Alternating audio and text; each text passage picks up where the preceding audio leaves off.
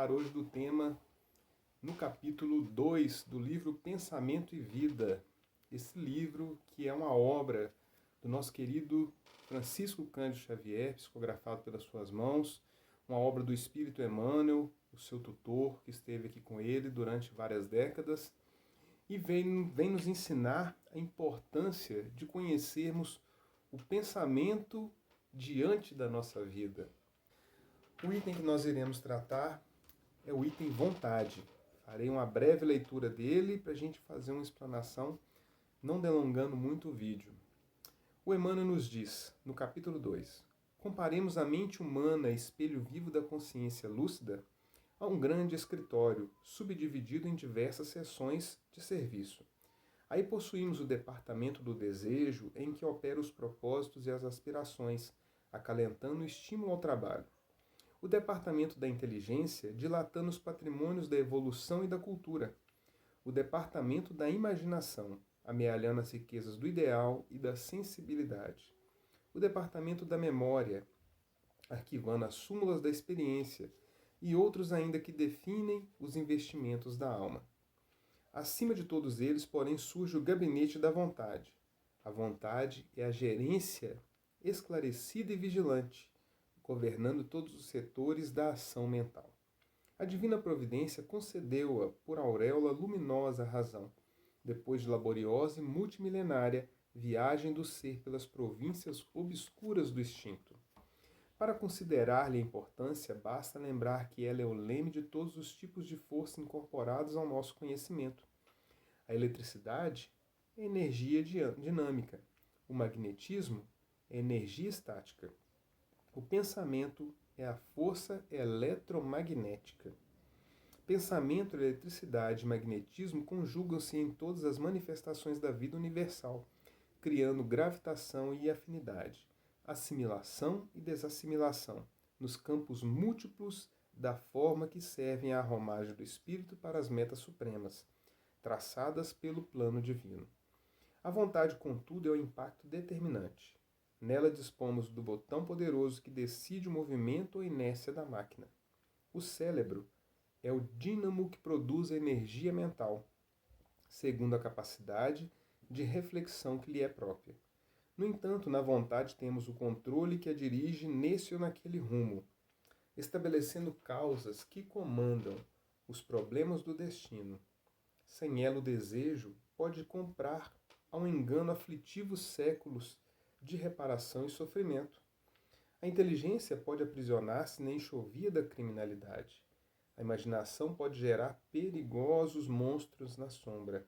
E a memória, não obstante fiel à sua função de registradora, conforme a destinação que a natureza lhe assinala, pode cair em deplorável relaxamento. Só a vontade é suficientemente forte para sustentar a harmonia do espírito. Em verdade, ela não consegue impedir a reflexão mental quando se trate da conexão entre os semelhantes, porque a sintonia constitui lei inderrogável, mas pode impor o jugo da disciplina sobre os elementos que administra, de modo a mantê-los coesos na corrente do bem. De base desse texto, nós começamos a interpretar a vontade, como nos diz o Emmanuel, como se fosse um escritório, um prédio separado por departamentos que vão coordenar aquela empresa. E essa empresa é o nosso corpo físico. Então, olhando para o pensamento, o que nós temos gerenciando ali dentro, sobre todos esses departamentos está a vontade. Ele cita 4 departamentos importantíssimos para a nossa evolução. O primeiro, departamento do desejo, que opera os propósitos de aspiração, o que eu quero. O departamento, e lembrando que o do desejo é o que nos inspira ao trabalho, ao progresso. O departamento da inteligência, que dilata os patrimônios da cultura e da evolução. Aquilo que vem fazer com que nós criemos, que nós nos esforcemos a buscar na natureza, às vezes, as formas para as coisas materializadas que nos servem de utensílios. O departamento da imaginação, que amealha as riquezas do ideal e da sensibilidade, a nossa conexão com o divino. É a nossa sensibilidade que vai aflorar e permitir que nós possamos trazer nos objetos beleza. E o departamento da memória, que arquiva as súmulas da experiência, e outros que define os investimentos que a alma faz. Acima de todos eles está o gabinete da vontade, que é, como diz aqui, a gerência esclarecedora e vigilante que governa a nossa ação mental. É importante entendermos isso, porque sem vontade nós não fazemos nada. Nós não temos desejo, imaginação, inteligência, e a memória fica ali naquela morosidade. Quando nós atribuímos a cada um desses departamentos a vontade, ela bem direcionada, ela gera frutos. E aí o Emmanuel nos traz um ponto interessante, que a divina providência concede a vontade por auréola luminosa à razão. Nós estamos falando do que a razão é aquele pensamento lógico diante das situações no qual estamos vivenciando. Depois de laboriosa e multimilionária viagem do ser pelas províncias obscuras do instinto. Então, a razão é esse aprimoramento do ser que sai da era do instinto, passa ali pelo período agora, olhando pelo plano espiritual, de provas e expiações, né? Primeiro na animalidade, provas e expiações, e agora nesse momento belo de transição, onde nos deparamos com esse ser renovado, num período onde nós estaremos entrando para um mundo de regeneração. O homem regenerado, onde continuará a viver provas, como nos diz Kardec, na obra que foi escrita usando o Livro dos Espíritos. Quando nós vamos estudar, nós vamos ver que lá está, que é o ser que continuará vivenciando provas, mas com um esclarecimento maior, com a base muito mais aprimorada e com muito mais amor. E aí ele pega e cita que a eletricidade é uma energia dinâmica, o magnetismo é energia estática e o pensamento é uma energia eletromagnética, porque é necessário que haja a assimilação e a desassimilação do magnetismo, mas é necessário também que haja a energia dinâmica da energia elétrica, aquela que vai de encontro até alguém. Isso só acontece para o nosso pensamento se a vontade estiver forte, porque o oposto dessa vontade é a preguiça. Se a preguiça se impregnar sobre esses departamentos, nós teremos o que ele vai dizer depois. Sem a vontade, o desejo, que nós vimos aqui atrás, que ele vai falar sobre os propósitos e aspirações, ele vai comprar ao engano aflitivos séculos de reparação e sofrimento.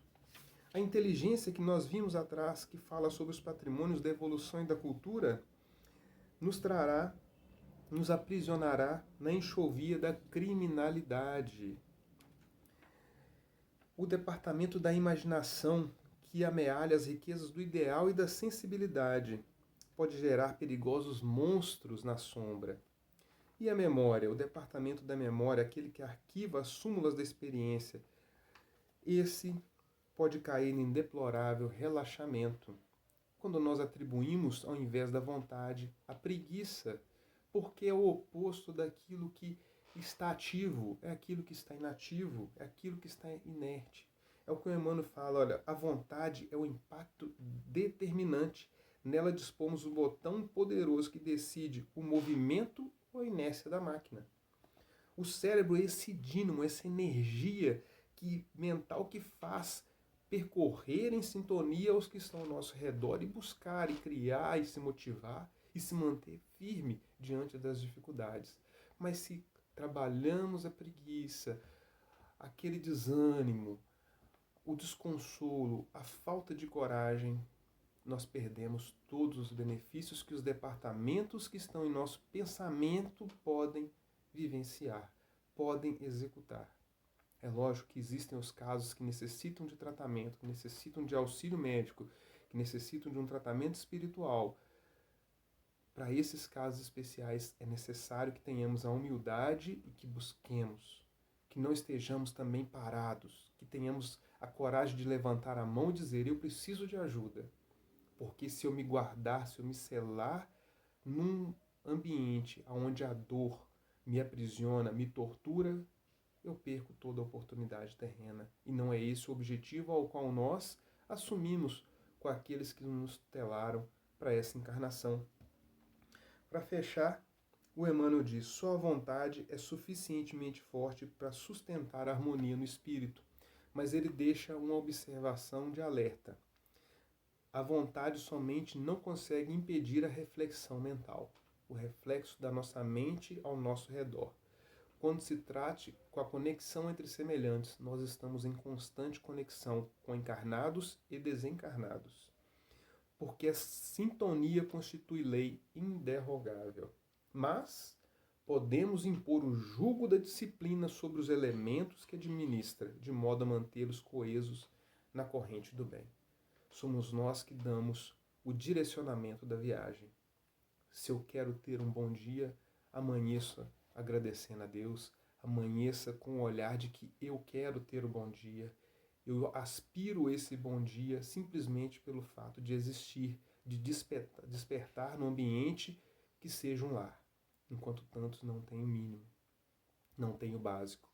Se eu já estou nessa condição, aspire com alegria e com amor e busque a Deus a todo instante, através de uma boa oração, de uma prece, e busque ajuda quando se sentir desconsolado, quando necessitar de apoio. Não se isole. O livro, essa passagem do livro Pensamento e Vida, que nos diz a vontade, é um gatilho incentivador a todos nós a não desanimar, a acreditar no nosso potencial e, acima de tudo, lembrarmos que somos filhos de um Deus misericordioso que estende sua mão piedosa a todo instante para nos reerguer das nossas dificuldades. Haverão lutas, haverão problemas, mas todas são oportunidades de engrandecimento do espírito. Nada vem até nós sem que nós não estejamos preparados suficientemente com amor, com alegria, para poder passar por elas. Que Deus abençoe a todos. Estejam conosco no próximo vídeo, onde será estudado o capítulo 3, que é de título Cooperação. Um abraço